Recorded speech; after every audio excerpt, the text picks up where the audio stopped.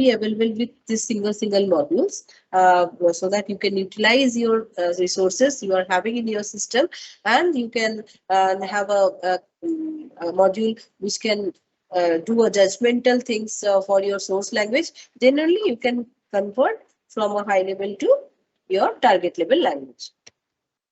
So in this, what background we need? So general background information for a good software engineer, that you have to understand the language semantics. So language semantics means you have already gone through C language, or you will be learning C++ language, or your Java language in this semester.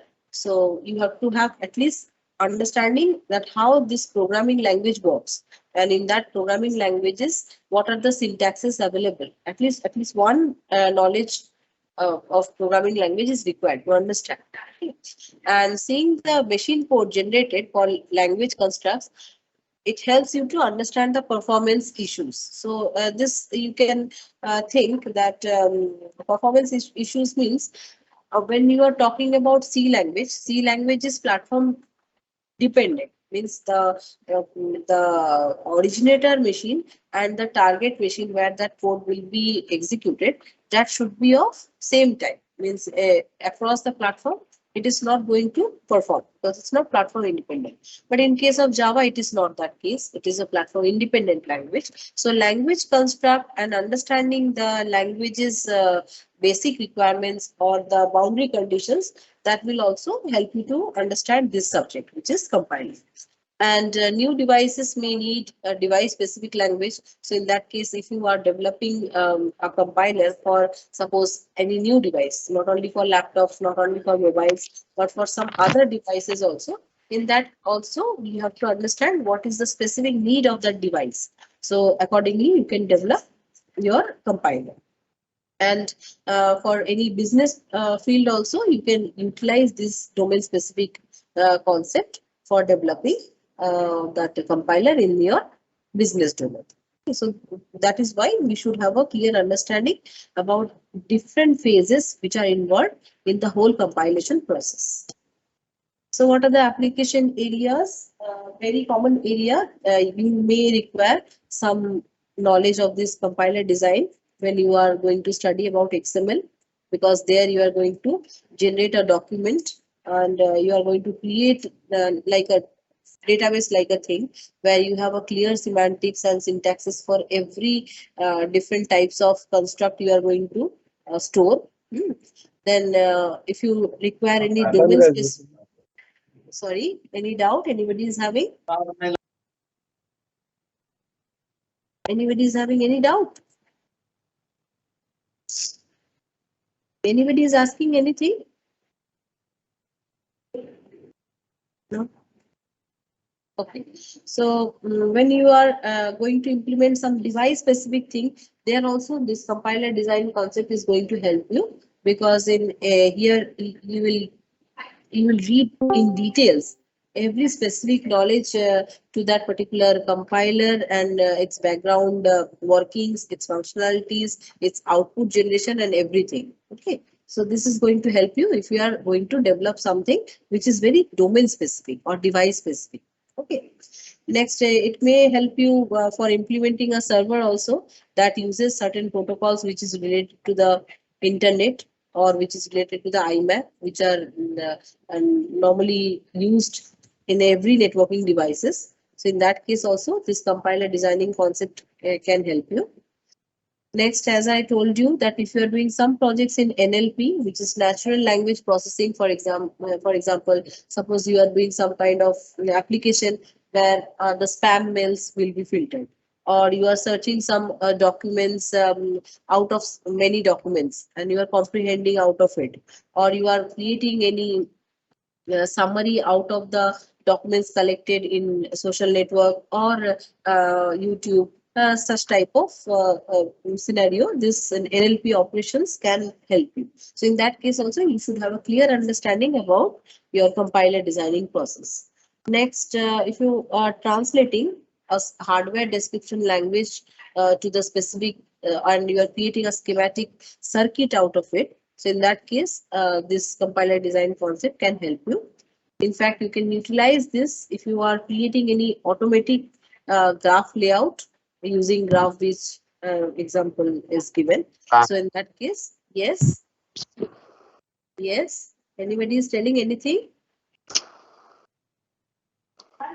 Anybody is having any doubt? Sajjan Kumar, having any doubt? Hello, Sajjan Kumar. Sajjan, are you asking anything?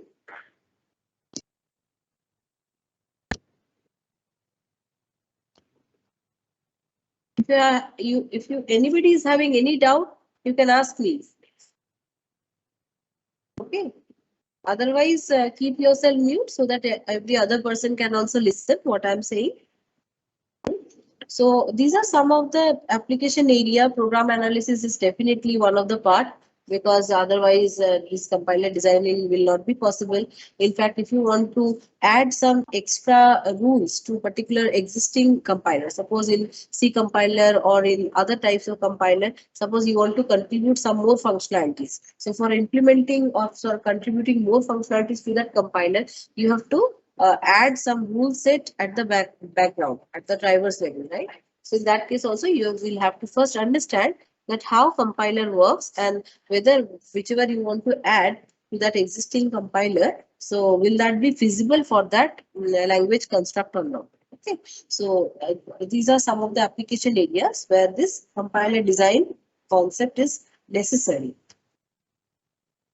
These are some other application area which are some extended version of your natural language processing.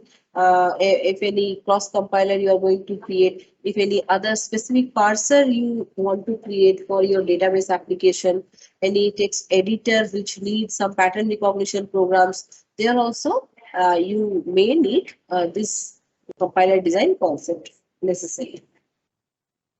This already we have gone through that the two major sections of the whole compiler designing process. One is front end, means analysis part, and another is back end, which is synthesis part, which we have already read last week, last class. Okay, so in this synthesis phase, the first three phases will be considered at the front end, which is lexical analysis, syntax analysis, and semantic analysis.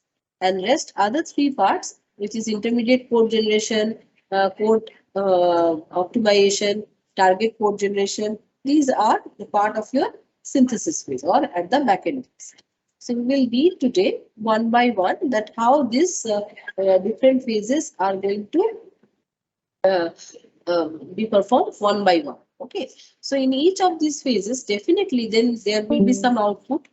So here in arrow, I have shown that from a source program to target program, how these different phases are providing the output to its next phase. Okay, now what output will be generated if nothing is wrong in that particular phase, that we'll discuss in our subsequent slides. Okay, and if at any phase some errorless code you have written or some error has occurred, then in that case, one error handler module will be responsible, who will take care about storing the types of error. Okay, whether it is a lexical error, or it is a semantic error, or it is a syntax error, or any kind of hardware error, any kind of error, this error handler is going to handle. Okay, in that case, your compiling process will not be successful. And each of these phases is going to interact with the symbol table also. I have already shown you that symbol table is such a module where every symbol's minute informations are stored or registered along with its all descriptions. That means what type of symbol it is, what symbol that is, at which memory location that is being stored, what is its size, and what is its attributes which are needed by some subsequent phases. Every minute details will be stored in a data structure called symbol table. Okay, so every phase will need some information at least from the symbol table. So everyone will communicate with that particular data structure, which is symbol table. So we will study here right from the first phase, which is known as a lexical analysis phase. Okay, which is the first phase. When the source code is written, Now you are compiling. So this is the first phase where you will encounter. So what is its job? What it will do for you when you are trying to compile your code? So your lexical analyzer's job is just like a scanner. So why scanner? Because it will read the source program character by character. So that means suppose in your source program you have written 10 lines, and in each line suppose you have written 5 different tokens or keywords or operator or constant, anything you have written in your lines. So it will read each and every tokens character by character. Okay, so suppose you have written int I equal to 10, then semicolon. Suppose this line you have written. So in this particular line, it will read I, then N, then T. Then it will complete INT as a keyword and will store its information into the symbol table. That it is a keyword whose name is int. Okay, it is having some special meanings. It can take 2 bytes of space, so and so forth. Okay, so this is a keyword, then followed by space. So it will discard this space because space is not a token for it. And then the next token it will get as a I, which is an identifier, or rather we can call it as a variable. So variable name I, whose type is identifier, and so memory location it is stored, and it will take how many bytes of space, that also will be stored as its attribute. Then suppose after I, it will again get a space. So it will discard that white space and will take the equal to as a next token. Again, that equal to will be stored in the symbol table. Then that symbol table will again keep its type as an identifier and other attribute detail related to it. Okay. Then it will take equal to suppose 10 you have written. So 10 is a number or a constant or a literal, anything you can say. So that will be stored along with attribute type in the symbol table. So likewise, every line you have written in your source program, your lexical analyzer will read every line character by character, and it will try to form every types of token. Try to form means if it can recognize that token, then definitely it will return that token, and that token information will be kept, or the details of that token will be kept inside the symbol table. Okay, so that means when I'm talking about token many times, what is token then? So token means nothing, but it describes the pattern of the character. So that means if I write int int, so in that case it will form a keyword, right? But if I write with the same character combination tin, so tin is not a keyword. In that case, the compiler will identify this tin as a identifier name or variable name. Okay, though this character combinations are present there, int, but they are in different pattern, right? Pattern has changed. Earlier it was int, so it was able to recognize int as a keyword. But when I'm writing that as a tin, so the pattern has changed. So in that case, the token type also will be recognized differently by your compiler. Okay, because each and every token will be having some meaning. Some meaning means its type, its size, other related information will change. Okay, so when I'm talking about a token, so token means it is a kind of description about the pattern of the characters you are collecting. Okay, so lexical analyzer will also try to find out that pattern out of those characters written by the programmer. Okay, when it is trying to find out that pattern, so it is trying to find out that what type of token it has collected, whether it is an identifier or it is an operator or it is a keyword, it is a number, it is a delimiter, and so on. Okay, like here you can see in the slide, one line is written. You have two variables here, new val and old val. So you have written a line, suppose new val is equal to old val plus 12. So lexical analyzer will take every token separately and will keep its attribute information separately at the right hand side. Like when it has collected N, E, W, V, A, L, then it has got a space, right? So when it has got a space, then it came to know that this token has ended. Okay. Now, is it a keyword? No, it's not a keyword because its meaning is not stored in its rule set. So it will definitely be an identifier which is given by the user. So in that case, it will identify this new val pattern of character as an identifier. Next, again after space, it will remove that white space. Then after that space, it will get equal to. So equal to, it has understood that is it is an operator. So its type will be an assignment operator. Okay. Next, after that, it will get again OLD, then VAL, old val. Then after that, it will get a space. So definitely, when the space will come, then it will identify this old val token has ended, and definitely it's not a keyword, so it will store it as an identifier. So similar fashion, every identifier or every keyword or every operator will be kept separately into your symbol table. Okay, it will put every information in the symbol table. Then we will study in this chapter only. Then your regular expressions, which you have already read in your automata subject. So this regular expressions are used to describe these tokens. So that means I have already told that compiler needs to describe the pattern of the characters. So I have already told that in when you are using the same characters I and N and T, either you can form a keyword if you write in this pattern I, after that N, then T, it will form a keyword. But if you shuffle this and you write it as a TIN, so in that case, its meaning will change for the compiler. So it will identify this as an identifier. It will not think that you have written int as a wrong. It will think that tin is an identifier. And if it doesn't get any appropriate its data type or anything, then it will generate some error that this data types is missing, or tin identifier information is missing. Okay, so in that case, compiler will need to understand that how to describe these tokens.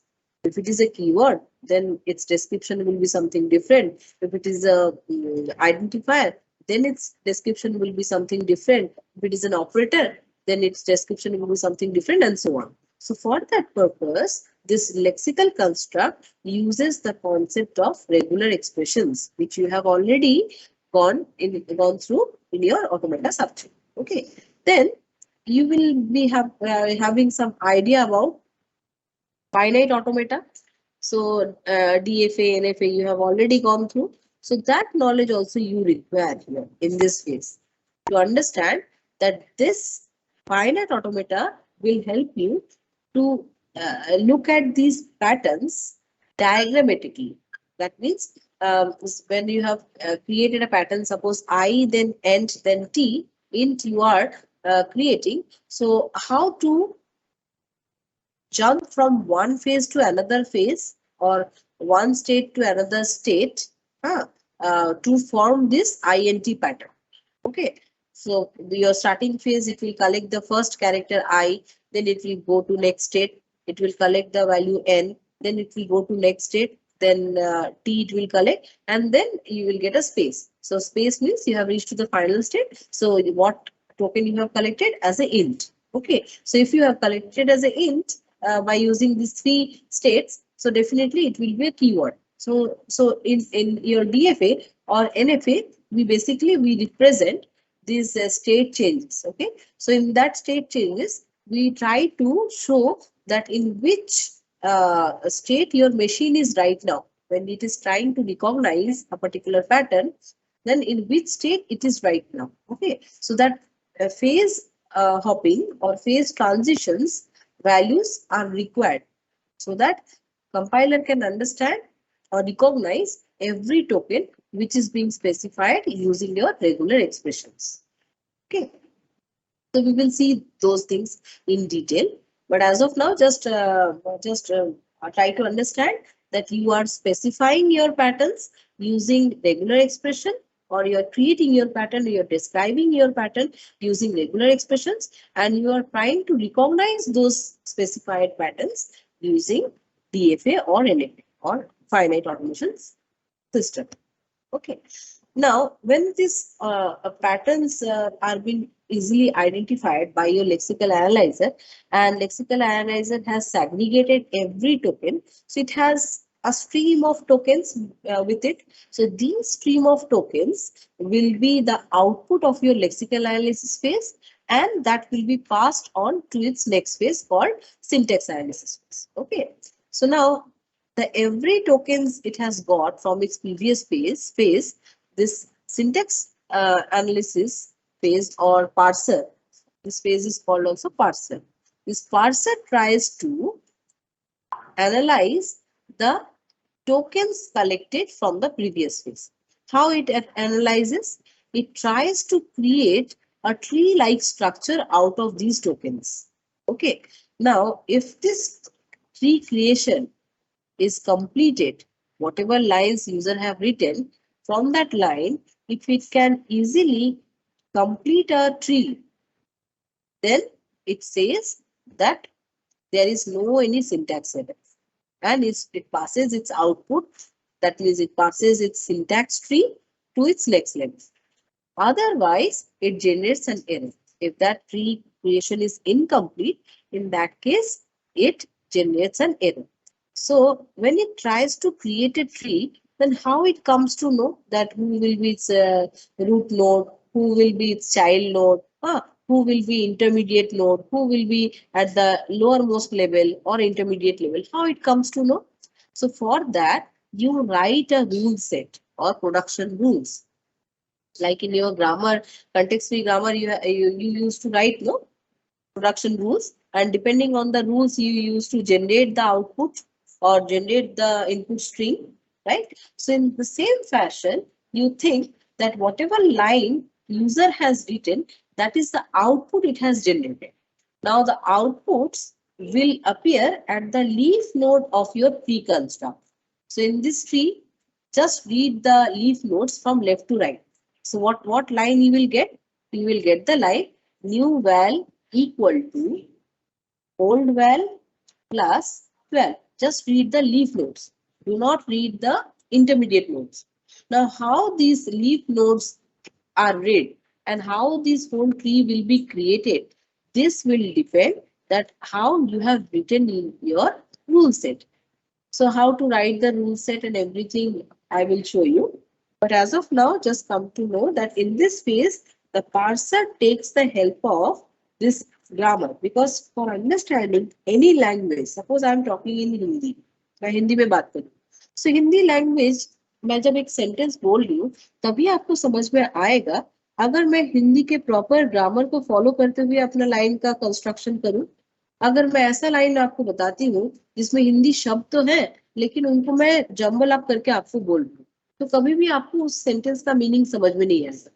इसीलिए बच्चों को भी जब भी कोई हम लोग language सिखाते हैं तो पहले हम लोग उसके कैरेक्टर सिखाते हैं. जैसे इंग्लिश में हम लोग पहले अल्फाबेट सिखाते हैं, फिर अल्फाबेट से उनको सिखाते हैं कि कैसे वर्ड्स फॉर्म किया जाता है. देन वर्ड्स को कैसे सीरीज में रख के हम लोग सेंटेंस फॉर्म कर सकते हैं, उस तरीके से हम लोग बच्चों को कोई भी लैंग्वेज का हम लोग लर्निंग्स करवाते हैं. तो सिमिलर फैशन यहाँ पे भी होता है. सो यहाँ पे भी जब भी कोई प्रोग्रामिंग लैंग्वेज का हम लोग बात करते हैं, सो हर एक प्रोग्रामिंग लैंग्वेज के बैकएंड में उसका एक कैरेक्टर सेट जो वहाँ पे अलाउड है, उस कैरेक्टर सेट से बनने वाले वर्ड्स जो वहाँ पे कुछ मीनिंग रखते हैं, और उन वर्ड्स से क्रिएट होने वाले कुछ एक्सप्रेशंस या फिर सेंटेंसेस जिसको हम लोग बोलते हैं, सो जो उस लैंग्वेज के सिंटैक्स या फिर सिमेंटिक रूल्स के मुताबिक लिखे जाते हैं. ओके. तो ये जो रूल्स हम लोग बनाते हैं, यही रूल हम लोग कंपाइलर में फीड करते हैं कि इस लैंग्वेज के मुताबिक ये रूल अगर यूजर लिखेगा तो वो एक करेक्ट सेंटेंस माना जाएगा, और अगर वो इस रूल के मुताबिक नहीं लिखता है तो वो एक एररलेस कोड होगा या फिर एररलेस लाइन होगा. अगर वो एररलेस लाइन हुआ तो किस टाइप का एरर यूजर ने लिखा है वो अलग बात है, but that will be treated as a error line. That will not be treated as a syntactically or semantically correct statement. Okay. So इसका मतलब हम लोग जब भी कोई ऐसा सिंटैक्स ट्री क्रिएट करवाते हैं कंपाइलर से, तो कंपाइलर को पहले से ही पता होता है कि उस लैंग्वेज में कौन से रूल्स एप्लीकेबल होंगे और कौन से रूल्स नहीं. तो जब भी वो ट्री क्रिएट करता है तो वो पहले उस ग्रामर रूल्स के मुताबिक वो रूल्स को पुट करते हुए इस ट्री का फॉर्मेशन करता है. और इस फॉर्मेशन के दौरान अगर उसे कभी भी P जो मिला वो इनकम्प्लीट रहा तो वो जनरेट करेगा कि there is a parse error, मतलब की क्रिएशन कंप्लीट नहीं है। इसका मतलब ही ये है कि यूजर ने आइदर कुछ मिसिंग किया है या फिर डेलिबरेटली उसे छोड़ दिया है। So it will not grant that line as a correct line. Okay, so in that case it will throw an error. But if following the rules which is allowed in that particular programming language, it is able to create the whole syntax tree or parse tree correctly by completing all its leaf level. Then it will pass on this parse tree as an output to its next phase, which is semantic analysis phase, or जिसको हम लोग बोलते हैं syntax directed transmission phase. Okay. So syntax analysis phase is very brilliant phase because यहीं पे असली उस programming language के मुताबिक उस लैंग्वेज के स्पेसिफिक जितने भी ग्रामर रूल्स हैं वो ग्रामर रूल्स फीड किए जाते हैं उस कंपाइलर के अंदर। Okay, when this syntax analyser checks that whether that program satisfies this rule, then only it will thorough it, and this rule will be definitely implemented or will be definitely related to your context-free grammar. Okay, so that is why I told you that you need some knowledge about some of the part from your automata subject. Okay, so if it satisfies according to the grammar rules, then only it will finish its parse tree as a output. Okay, so यहाँ पे देखो कुछ rules मैंने यहाँ पे example के तौर पे मैंने यहाँ पे दिखाया है। सो ये जो प्रीवियस आपने जो पार्स ट्री देखा यहाँ पे स्लाइड पे, इसी के रूल्स यहाँ पे लिखे हुए हैं। सो रूल्स जैसे फॉर एग्जांपल, अच्छा रूल्स को हम लोग यहाँ पे बीएनएफ या फिर सीएनएफ फॉर्म पे ही लिखते हैं।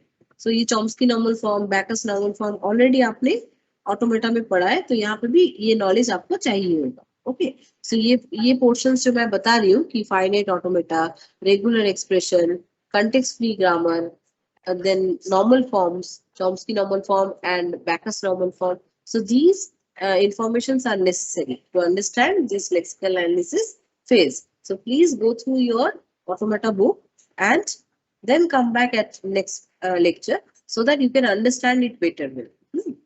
अच्छा, तो यहाँ पे कंटेक्स्ट फ्री ग्रामर जैसे मैंने लिखा है कि when you are writing an assignment statement, so your assignment statement should look like this, that one identifier should be at the left hand side of your equal to operator, and at the right hand side of your equal to operator there should be an expression. So that means when you will try to create a tree for these statements, you will keep this equal to operator at the parent node, and at its left child your identifier will come, whichever identifier is here at its left hand side, and whichever expression is there at its right hand child right hand side, that will create the right child of your equal to operator.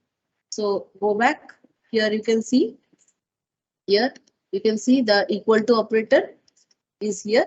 So equal to operator is having a left sibling called identifier and a right sibling called expression, and all these are under a assignment statement. Okay, similarly if you are writing an expression, then how your expression should look like? Your expression can be a identifier, single identifier, or it can be a number, or even it can be combination of different expressions which are added with the help of a plus operator. Okay, why this is written as expression plus expression? Because in your case, this line, which is this line, it is having a expression which is connected via a plus sign. So that is why this old value will be treated as a single expression and 12 will be treated as a different expression. And both these expressions are connected together via a plus operator. Okay, so that is why you have written your rule in such a way that it matches with the input whichever you have given above. Okay, so that matching with these rules, your compiler's parser part can create a parse tree like this. Okay, so I will teach you that how to match your rules and accordingly you can create your parse field. But just to show you that likewise we will also write our own grammar rules. Okay. Now the next, now one question comes in your exam that this syntax analysis phase and lexical analysis phase both works hand in hand.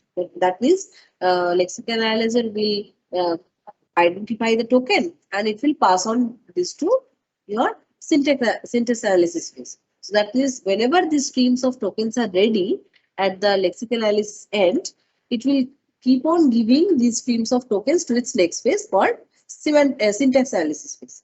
Now, then why can't we club these two phases together?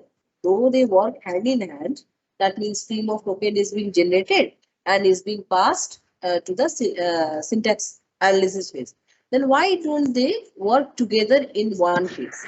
Why can't we club them together for recognizing and for analyzing the grammar? Why can't we do these two phases in one phase? So this question sometimes comes in your exam. Okay, so for this, the answers are, there are many points that we have segregated this lexical analysis phase from the syntax analysis phase. So the first point it is telling that for understanding the different tokens, you will have to first manage that how the different tokens is written by the user. That means you have to first understand that what token user has written. If user has written certain tokens, then what is its style? What is its other attribute values which can be associated with that particular token? Okay, so that means recursively you have to do this job unless and until you are recognizing or you are specifying every tokens. Okay. Now, once this token recognition is done by your lexical analysis, now it's job of the syntax analysis phase to match these tokens according to the rule set of the programming language. If it is not specified according to the rule set of the programming language, then it is of no use. In that case, definitely the parser will generate an error, because unless and until these rule sets are not matching with the tokens which is specified by the user, it is the parser will not be able to create that syntax tree. Okay, so that means for specifying this token using regular expression followed by checking those using grammar rule set. So this is little complex job. Okay. So for simplifying this job, what we have done, we have only given responsibility to the lexical analyzer that you only scan different tokens, no matter what is its type, no matter what size it is taking, no matter where it is stored in the symbol table. You only keep on scanning and keep on segregating different tokens and keep on storing its different attribute values at the symbol table. Now the judgmental part, which is according to the programming languages construct, programming languages syntax, programming languages specific rule set. Okay, so these checkings are given for the syntax analysis phase, so that we can keep these two phases easy. That means simpler. Okay, if I club these two things, that means scanning as well as checking, then this whole thing will become very complex.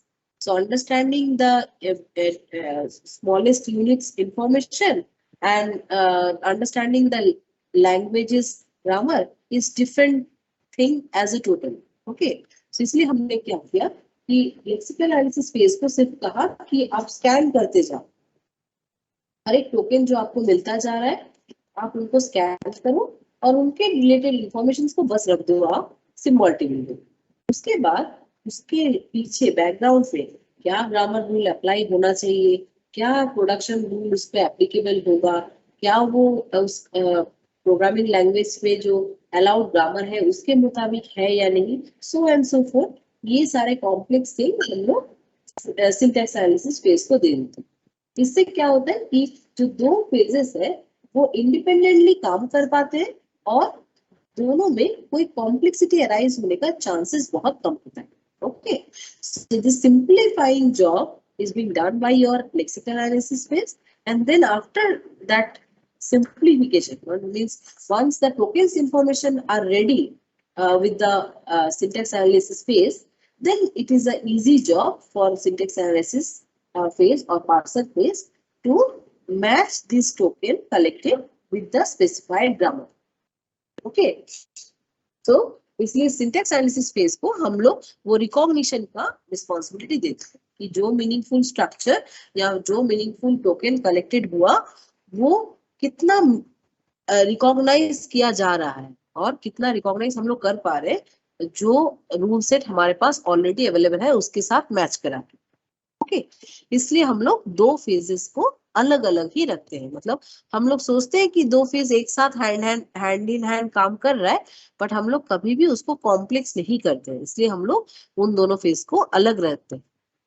Okay, अब ये जो parsing जो होता है जिसमें हम लोग वो ट्री स्ट्रक्चर क्रिएट करते हैं, तो आप लोग पढ़ोगे, अभी के लिए जस्ट जान के रखो कि पार्सिंग का भी डिफरेंट टेक्निक होता है. One technique is called top down approach. तो नाम से ही पता चल रहा होगा कि जब आप ट्री क्रिएट कर रहे हो तो आप रूट से शुरू कर रहे हो, you are reaching up to leaf node. But there is other way also for creating this tree which is known as bottom up approach. अब आप बताओगे कि मैम हमने तो डेटा स्ट्रक्चर में एक ही अप्रोच पढ़ा था, हम लोग ऑलवेज ट्री शुरू करते थे रूट नोड से और खत्म करते थे लीफ नोड पे जाके. लेकिन यहाँ पे आप लोग सीखोगे कि there is another approach also where you will first create your leaf nodes, then you are trying to reach towards its root. That overall tree का जो root node है वहां तक हम लोग leaf node से भी पहुंच सकते हैं. So that is why this approach is known as bottom up approach. Means you are right now at the bottom level and your target is to reach to its root node. Okay, so bottom से कैसे up में पहुंच के हम लोग root node को हम लोग फाइनलाइज करते हैं. So that approach is also another approach of your parsing और creation of your parse tree.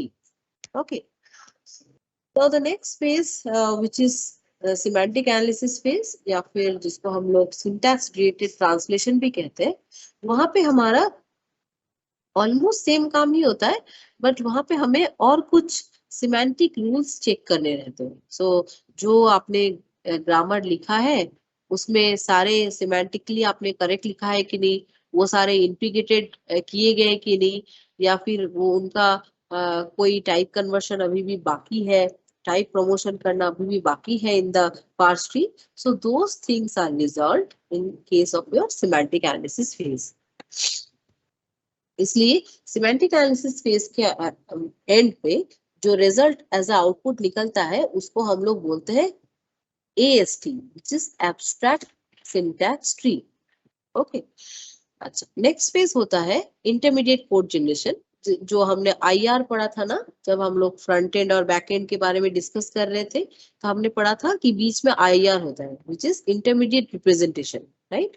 सो हम लोग क्या करते हैं कि जब हमारा कोड हाई लेवल लैंग्वेज पे लिखा हुआ रहता है, सो हम लोग डायरेक्ट हाई लेवल लैंग्वेज से कभी भी हम लोग मशीन लेवल में कन्वर्ट नहीं करते, but we convert that into a intermediate one which is known as a intermediate code. Okay, so this intermediate code is architecturally independent.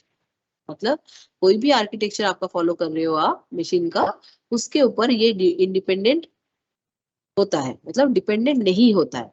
Okay, independent बनाने से फायदा क्या होता है कि जब आप टारगेट लेवल पे चेंज करोगे, सो irrespective of your architectural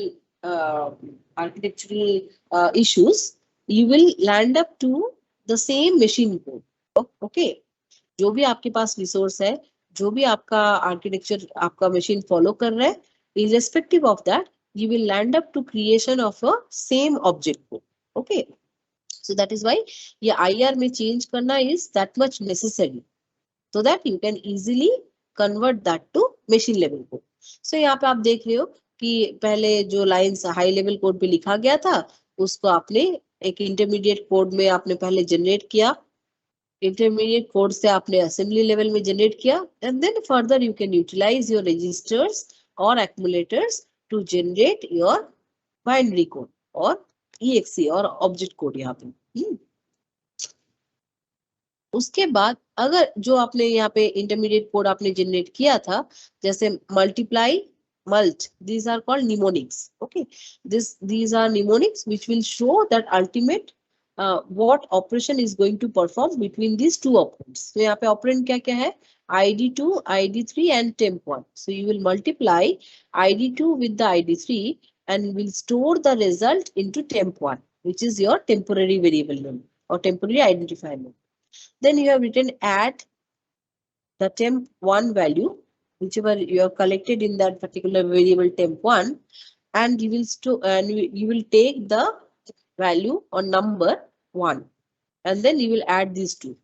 Okay, temp1 के साथ आप 1 को add करोगे, and that resulting value will be stored in the variable called temp2. And then when this temp2 is available with that particular value, then that will be stored back to id1, which is at the left hand side operand of your equal to operator. Okay, so this is how you have written your intermediate codes. Now, if there is any type of optimization required, then only you can perform its next step, which is known as code optimizer. Like here you can see the 3 lines of code is being reduced to 1 line of code. So definitely this is done to enhance the performance of your compilation phase. So अगर हमें इस तरीके से same output generation with the help of the less lines, if I can write, then definitely I will opt for that, because it will take less memory cycle, it will perform faster. Okay, so performance will also increase in that case. So it will take less space, even it will take less time in terms of time complexity. So definitely then my compiler, in terms of performance, it will be upgraded. Okay, so code optimizer तभी काम पे आएगा if there is any scope for optimization in your code, written code. Next, last phase is your code generator or target code generator. There actually whatever mnemonics or whatever with the help of those mnemonics, whatever assembly level code you have written, you will utilize your registers accordingly, and you will generate your binaries, or you will generate your object file. Okay, so here like you can see move id2 to register 1, then you are multiplying whatever is there in your register 1, with that you are multiplying your id3, and then again that result is stored in the, after multiplication the resulting value is stored in the register 1 itself.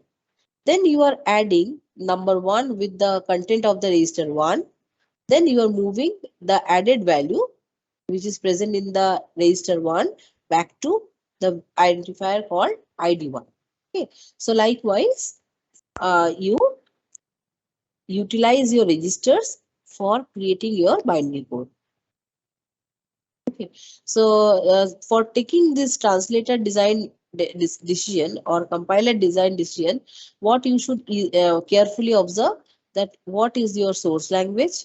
You should observe or you should carefully choose what target language you are going to generate by using this translator, and what approaches will be suitable for this translation process. So if you are trying to create some platform independent code, in that case Java compiler will be suitable. If you are not having such issues, such complaints, then you can utilize some C compiler and other type of compiler which are platform dependent. Okay, so this implementation issue will differ from programmer to programmer. Now from the lexical analysis phase, we are going to discuss a specific tool. Okay, specific tool which is responsible in your lexical analysis phase. So in your lexical analysis phase, basically what you do, you scan every tokens character by character, and once you have identified the token, this stream of tokens are being supplied to the next phase. Okay, so Lex is that tool, or you can say that it is that utility program which actually is responsible for doing the same task which I just explained now. So that means identifying each token, and after identifying each token, supply this stream of tokens to the next phase. So this is being managed by your Lex tool. Okay. Now in your parsing phase, another tool which actually checks the grammar rule set, which checks the syntaxes, semantics. If you have written something wrong, then it will report that to error handler about that wrong thing. So this parsing related operations, parse table creation, these are done by your YACC tool. So this is a parsing level tool, not at the lexical level tool. Okay, lexical level tool is Lex, parsing level tool is your YACC, and this LCC is also your lexical analysis tool. This is also used for your C compiler. Okay, so all these three program designed for your Linux system only. This LCC can run under your DOS, one is DOS or Unix platform also. Now, when you are using the tool called Lex, this Lex is having three different sections within it that we will see. Okay, what the first section will do, what the second section will do, and what the third section will do, that we will see now. Okay, but as of now, just try to understand that when you are using this Lex tool, obviously the inputs will be stored in a file. So this inputs which is stored in that file is having an extension of .l. Okay. Now these three section which I have mentioned in the .l, these three section is having different tasks. When it generates the output, that means the stream of tokens it generates, it stores that in the file called lex.yi.c. Okay, so it will be a C file where all the tokens related informations are stored, or specific those tokens which are recognized by your Lex tool, that will be stored. Okay. Now, when you are using this Lex, what Lex is doing? It is specifying the words to be used as tokens. That means every character it is minutely it is scanning and is specifying them. Okay, and specifying them and segregating them. Then it is running a Lex utility on that particular source file to generate a YY, I mean, a C, what to say? It is it is creating a file which is known as yylex.c file. And for this, it is using a function which is known as yylex function, which is also a C function.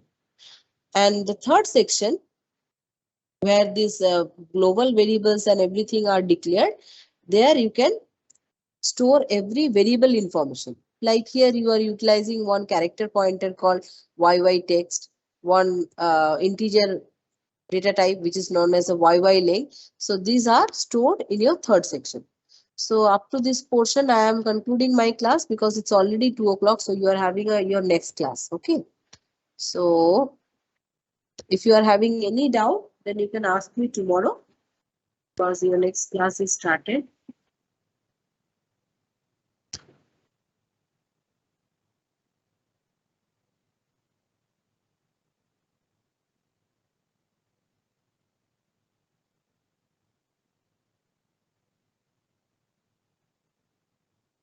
I will discuss further from this point tomorrow. Okay, so don't worry.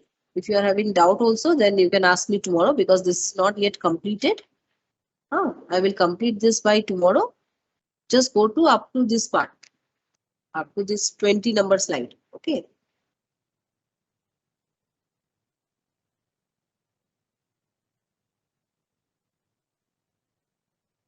Okay, so your attendance I have downloaded. Okay, so I'm winding up the class and meet you tomorrow after this 20 number slide. Okay, is it okay with you all? I'm leaving. Yes, ma'am. Okay.